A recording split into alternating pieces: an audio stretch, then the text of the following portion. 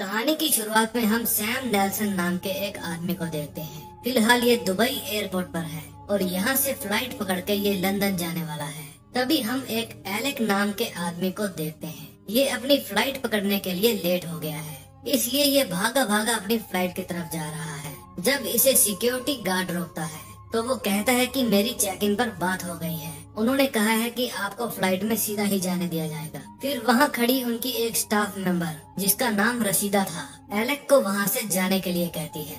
फिर किंगडम 29 नाम के जहाज का समय हो जाने की अनाउंसमेंट होती है। ये है कैप्टन रॉबिन और उसके साथ है उसकी को पायलट एना। ये दोनों ही इस जहाज को उड़ाने वाले थे। एयरपोर्ट पर एलेक्स की और उसके सामान की दोबारा चेकिंग होती है। जहाज में कैप्टन अनाउंस करते हैं कि थोड़ी ही देर में फ्लाइट लंदन के लिए रवाना होने वाली है, जिसमें हमें 6 आवर्स एंड 54 मिनट का टाइम लगेगा। रास्ते में मौसम एकदम साफ है। जहाज के ज्यादातर पैसेंजर्स आ चुके थे और अपनी अपनी सीट पर बैठ चुके थे। उनमें से कुछ लोग बूढ़े और कुछ जवान थे। तभी वहाँ पर 3 लड़कियाँ आकर बैठती है। एक बूढ़ा उनमें से नाओमी नाम की लड़की की सामान रखने में हेल्प करता है। फ्लाइट उड़ने के लिए रेडी थी, लेकिन सैम बाबू अपनी ही मस्ती में आ रहे थे। फिर सैम के अंदर जाते ही रास्ता बंद कर दिया जाता है। तभी वहाँ पर एलेक आ जाता है। चेकिंग लेडी कहती है, सॉरी आप लेट हैं। एलेक रिक्वेस्ट करता है कि प्लीज मुझे जाने दे, मेरा सामान पहले ही जहाज में जा चुका है। तभी सैम उस मैडम से रिक्वेस्ट करता है। फिर वो एलेक को अंदर जाने देती है।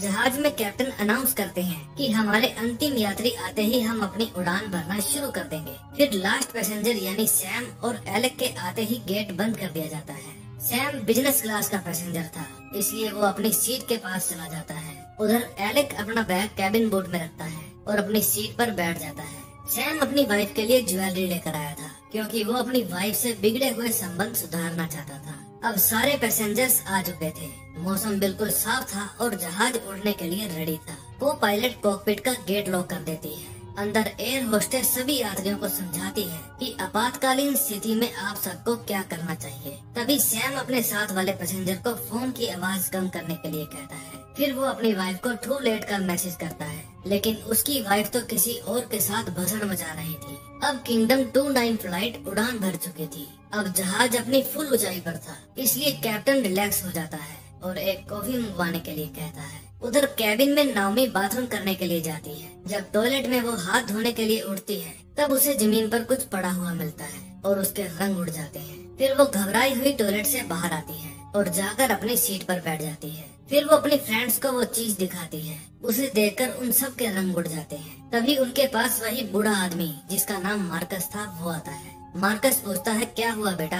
नाओमी उसे वो चीज दिखाती है और पूछती है, मुझे क्या करना चाहिए? मार्कस कहता है कि तुम आराम से अपनी सीट पर बैठो, मैं क्रू मेंबर से जाकर इसके बारे में पूछता हूँ। दोस्तों, वो चीज बंदूक की गोली थी, जो कि प्लेन के अंदर नहीं होनी चाहिए थी, वो भी इतनी तगड़ी सिक्योरिटी के होते हुए। फिर वो बूढ़ा आदमी बंदूक की गोली लेकर क्रू मेंबर के पास जाता है। फिर वो फ्लाइट अटेंडेंट को कहता है, बिजनेस क्लास में मेरा भतीजा बैठा है, मुझे उससे जरूरी बात करनी है। वो उसे वहाँ पर जाने देती है। वहीं उसके पास वाली सीट पर सैम भी बैठा था। फिर मार्कस स्टुअर्ट नाम के आदमी के पास जाता है और कहता है कि हमारे किसी आदमी ने ये गोली टॉयलेट में गिरा दी है। ये गोली नाओमी नाम की लड़की को मिली है। अब वे सोच रही हैं कि मैं क्रू मेंबर के पास गया हुआ हूँ। स्टुअर्ट कहता है, उन्हें कोई भी बहाना बना दो। पास में बैठा सैम इन दोनों की गंभीर शक्लें ही देख रहा था। मार्कस स्टुअर्ट को कहता है कि अब हमें अपना प्रोग्राम समय से पहले ही शुरू करना होगा। फिर स्टुअर्ट बूढ़े को एक ग्रीन कैप के अंदर छिपाकर गन देता है। बूढ़ा गन छिपाकर कैप को पहन लेता है। सैम को उन दोनों पर शक हो जाता है। फिर मार्कस उन लड़कियों को जाकर बताता है कि उड़ान भरने से पहले प्लेन की सुरक्षा जांच की गई थी। उनमें से ही किसी आदमी की एक गोली बाथरूम में गिर गई होगी, ऐसा मुझे क्रू मेंबर ने कहा है, तो चिंता की कोई बात नहीं है। फिर मार्कस अपनी सीट पर जाकर बैठ जाता है, लेकिन उनमें से एक लड़की को ये बात हजम नहीं हुई थी, इसलिए वो क्रू मेंबर को बुलाने के लिए बेल बजाती है। उधर एयरपोर्ट पर रशीदा के पास किसी का फोन आता है और उसे अभी की अभी घर आने के लिए कहा जाता है। फोन पर उसकी बेटी के चिल्लाने की आवाज भी आ रही थी। जहाज में स्टुअर्ट उठकर दूसरे कैबिन की तरफ जाता है और जब थोड़ी देर में वापस आता है तो उसके हाथ में एक वॉश बैग था। सैम ये सब कुछ बड़े ही गंभीरता से नोट कर रहा था। ये लोग वॉश बैग को एलेक के रखे हुए बैग में से निकाल कर ला रहे थे। उधर आर्थर नाम का फ्लाइट अटेंडेंट जब उन लड़कियों के पास जाता है तो वे पूछती हैं कि एक बंदूक की गोली का जहाज में आना चिंता की बात कैसे नहीं हो सकती। लेकिन उसे तो किसी भी बात का पता ही नहीं था। उधर बिजनेस क्लास में सैम अपनी सीट से उठता है और फ्लाइट अटेंडेंट के पास जाता है। फिर वो उससे वॉच बैग मांगता है। वो कहती है ये बैग उनको मिलता है जिनकी फ्लाइट रात को होती है। फिर सैम वहाँ से इकोनॉमी क्लास की तरफ चला जाता है। वो हर एक यात्री को शक की निगाह से देख रहा था, लेकिन तभी टेररिस्ट उठते हैं और सभी को चुपचाप अपनी सीट पर बैठे रहने के लिए कहते हैं। सब लोग घबरा जाते हैं। सैम इकोनॉमी क्लास में ही बैठ जाता है। टेररिस्ट कहते हैं कि अगर सब लोग शांत रहेंगे तो हम किसी को नुकसान नहीं पहुंचाएंगे। सैम उन सब की बातें ध्यान से सुन रहा था। प्लेन में टेररिस्ट इंग्लिश और अरबी भाषा का यूज कर रहे थे। तभी वहाँ पर लेविस नाम का टेररिस्ट आता है और सब लोगों को अपने अपने फोन और टैबलेट उसे देने के लिए कहता है। फिर वे सब लोगों से फोन कलेक्ट कर लेते हैं। कॉकपिट में पायलट को भी पता चल गया था कि बाहर कुछ तो गड़बड़ है, इसलिए को पायलट फ्लाइट अटेंडेंट को कॉल करती है। कॉल को आर्थर रिसीव करता है और बता देता है कि यहाँ पर कुछ टेररिस्ट हैं। फिर कैप्टन दुबई एयरपोर्ट पे कॉल करके बताता है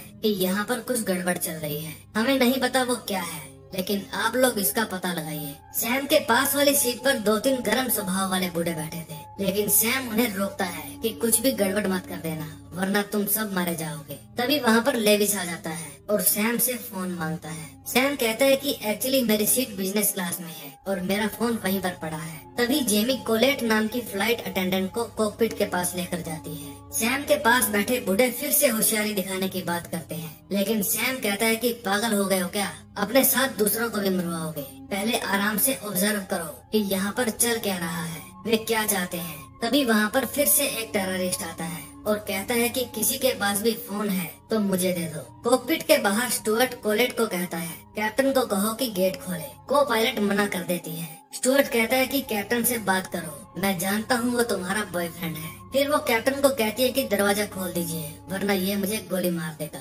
कैप्टन सोच में पड़ जाता है। को पायलट कैप्टन को रोकती है। वैसे तो कैप्टन बड़ा सख्त लौंडा था, लेकिन यहाँ पर वो पिघल गया।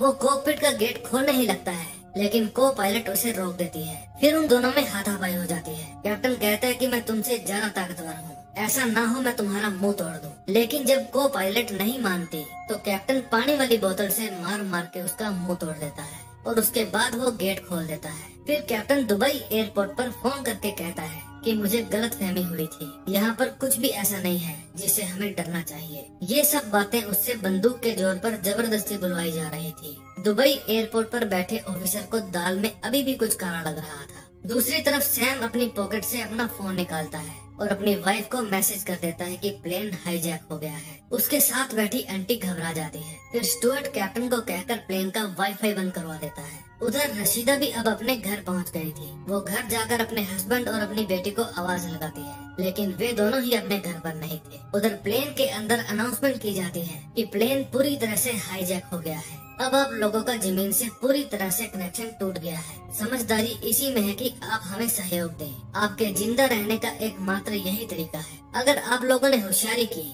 तो इसकी सजा निर्दोष लोगों को भी दी जाएगी। ये फ्लाइट 6 घंटे में लंदन पहुंच जाएगी। उम्मीद है 6 घंटे में सब कुछ ठीक हो जाएगा। जब सैम की वाइफ वो मैसेज पढ़ती है तो उसे सैम की चिंता होने लगती है, लेकिन डेनियल को ये सब झूठ लग रहा था। सैम का बेटा कहता है कि मेरे पापा झूठ नहीं बोलते। तभी प्लेन के अंदर सैम अपनी सीट से उठता है और कहता है कि मैं अपनी सीट पर जा रहा हूँ। सब लोग उसे रोकते हैं, लेकिन वो अपनी सीट पर जाकर चुपके से अपनी पॉकेट से फोन निकालता है और जेमी को दे देता है। स्टुअर्ट पूछता है कि अपनी जान पर खेलकर क्या फोन देने आए हो, लेकिन सैम कहता है कि मेरे पास तुम लोगों के लिए एक ऑफर है। घर पर डेनियल पूछता है कि सैम आखिर करता क्या है। सैम की वाइफ कहती है कि उन्हें बड़ी बड़ी कंपनियां हायर कर ले जाती हैं। डेनियल पूछता है किस लिए।